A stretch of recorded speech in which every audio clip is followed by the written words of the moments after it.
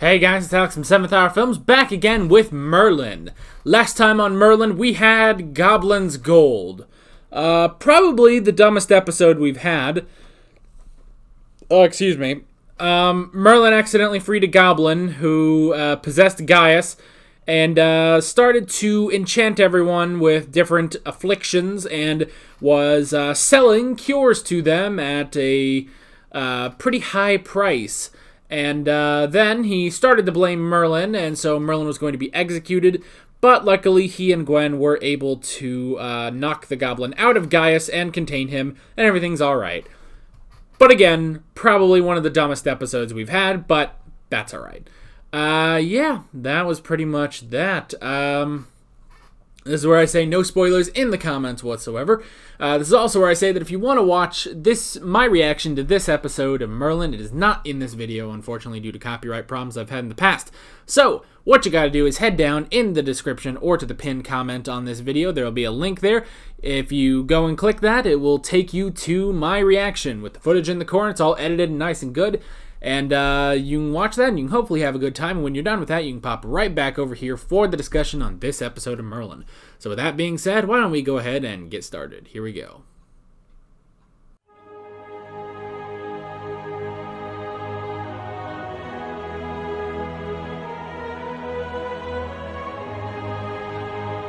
I tried looking up some of our guest stars on this episode, but didn't really find anything. So, alright. Good episode. Again, I didn't write down... Well, again, I guess I didn't actually say this, but I actually didn't write down too many notes on this one. And I'll say it again. It's just Lancelot again, you know?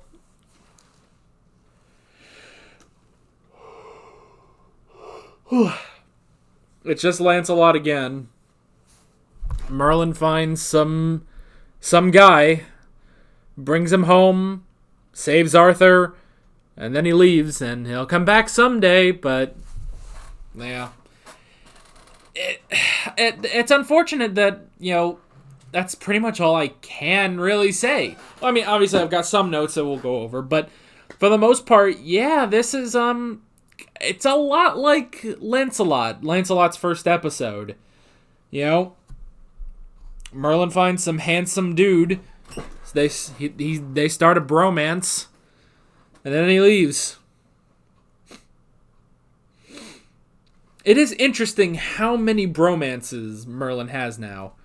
He's got a bromance with Arthur, he's got his bromance with Lancelot, and now he's got a bromance with Gawain. And of those three, well, I was trying to think, okay, so of those three, I mean, he's seen Arthur shirtless, but Gwaine was in his bed shirtless, so I'm thinking there's maybe a little something more there. I don't know what the hell I'm saying. I don't know, I just find it funny. I just find it funny how many bromances he has. It's just funny. Anyway. So, we can go ahead and get into some of these notes. I don't imagine this is going to be a terribly long discussion, but nah. Let's see. So, the first thing I wrote down, obviously, is Gawain. I do like that he is different from Lancelot. I do like that, because I don't really remember if Lancelot had the whole thing about nobility. I don't think he did. And I guess, you know, they took it a different way where it's like he went in and posed as a knight, whereas Gawain, I mean, technically Gawain did too, but Lancelot did it, you know, much differently. So I do like that there are good distinctions between Lancelot and Gawain, you know. Because for episodes that seem to be very, very similar, you do need those differences to separate the characters. So that's good. Because, you know, Lancelot is such a good dude, you know? He's like every good thing about Arthur if he wasn't a dick, basically. If Arthur wasn't a dick, you know? Gawain is a little bit... Honestly, Gawain might be a little too similar to Arthur, honestly. He's kind of, well, I don't know. He's not really, I guess he's not really a dick, but he's a little arrogant. He's a little arrogant and, a little show-offy, but he is sort of this free spirit, who hates the nobility and stuff and moves from town to town and stuff like that. So even he's different from Arthur, and I like that. I like that there are distinctions between all of them. So, yeah. So there are distinctions between all of them, which is good. I do like that. So, yeah. I like Gawain. Honestly, it would be nice to see... I want to get all these knights together, I want to actually get the Knights of the Round Table together. Because I don't know how... I think this, the show is only 5 seasons long, and we're in season 3 right now. So we're approaching the halfway point of the show. I do kind of hope we get a bit of, King Arthur and the Knights of the Round Table. We have 2 of them at least. We have 2 of them. I don't really know. I mean, I don't know the names of everyone in every Knight of the Round Table. But I know Lancelot and I know Gawain. Now we have Lancelot and Gawain. So yeah. I do like that pretty much every time Merlin brings another knight home, they also hit on Gwaine too. And Lancelot, he was more of a good guy about it, and Gawain is more of a sort of a show-off. Although he was very humbled about it, He did have some humility when he was like, I'm not getting anywhere with this, am I? And she was like, no, but I appreciate you trying. I appreciate the effort and the fact that you don't give up. And he was like, all right, well, I tried. I like that. He's not so arrogant, So I do like that. Let's see. I wrote down the melee on horseback. So we kind of got another tournament. Man, we get a tournament every season, don't we? Now, it wasn't episode 2. It was not episode 2, but we did have another one last season, didn't we? Because season 1, we had Knight Valiant. We had the Knight Valiant episode. Last season, we had the Once and Future Queen, and that also had a tournament. So now we're on season 3. It took us a little bit to get to it, but we did get our tournament. We got the melee. Very interesting. I like that it was different. It wasn't just the jousting again. I do like that. Although I guess the first one wasn't jousting. No, the first one was just normal, combat, which is why Knight Valiant had the snakes on his shield. I think in season 2 it was jousting, and here it was the melee, which was mainly on horseback, but they did get off the horses at a point and then just do a normal sword fight basically. So I do like that. I like that there's variety with each one. It's really nice, They go the extra step and make different tournaments every season. So I do like that. And doing it all on horseback is also really cool. And just seeing all of them, and hitting each other and all that, pretty interesting. I wrote down the blunt sword. So okay, I didn't understand why you needed a blunt sword at the beginning, but I understand now because in the melee you can't use an actual sword. People will end up dying. You do have to have a blunt sword. So what they did was they got a blunt sword. Well, a sharp sword, but it looks blunt.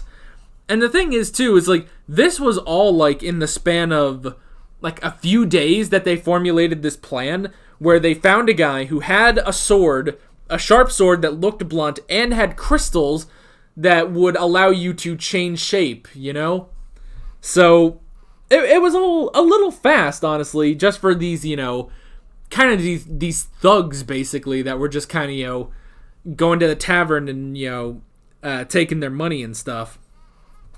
So honestly, the villains were all right. They were just sort of our typical bad guys going after Arthur and stuff.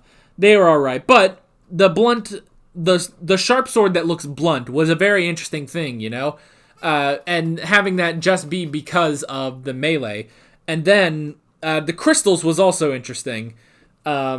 Keeping them to where it's like, okay, so it keeps them as these two people, basically. I did like that. Now, wait, wasn't it... Okay, when Merlin was moving the thing and they were messing with him, I swear when he put it on the left side of the bed, I swear it was the other guy that was like, oh, it'll get in my way. But then when they went back and showed it, the guy sleeping, it was just the one guy. Because that was the thing. I was like, are they sharing a bed? Maybe. I don't know. Two men in a bed, shirtless. I don't know. Things could happen. We got a lot of bromances on here. Hell, I know that a lot of people ship Arthur and Merlin. I mean, it's obvious the show ships Arthur and Gwaine, and obviously the canon, the actual legends do too. So, I don't know. It's just funny. It's just funny to talk about that. And especially with just how many bromances Merlin has now. It's a lot. It's a lot of bromances, actually. Like, the more I think about it. Anyway. So, yeah. Those things were interesting. Gawaine's dislike of nobles was also interesting. And, sort of the simple backstory of, well, he... his father was a knight, but then he died, and then the king didn't do anything for him and his mother.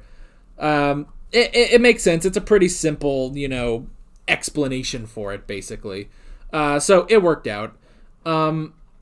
I like the angle that he secretly is of noble birth, actually. I do actually like that. And that he could actually go and become a knight and, get pardoned and everything. He just doesn't, because he doesn't want to. He doesn't want to be a noble,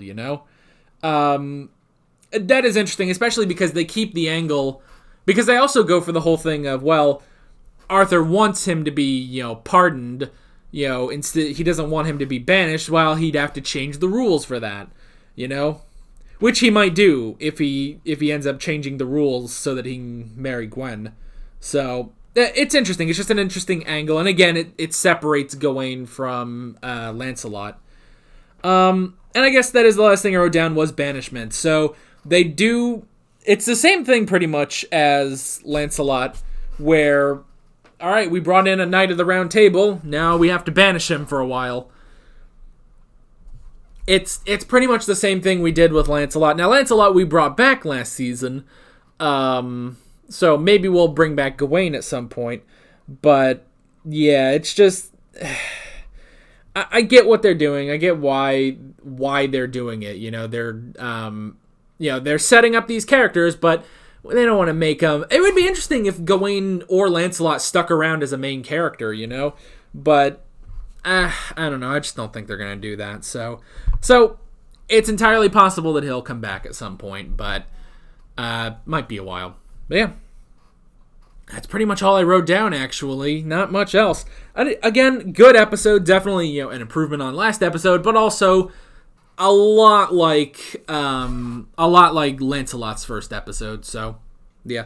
But all in all, it was pretty good. But yeah, that is pretty much it. With all that being said, I'm Alex from 7th Hour Films, and I will see you guys next time. Take care. Alright guys, thanks for watching this video. If you want to watch more of my Merlin reactions, you can click on the playlist, you can subscribe if you haven't done that already, and be sure you hit that notification bell. You can support me on Patreon and follow me on social media, links below in the description. See you guys later.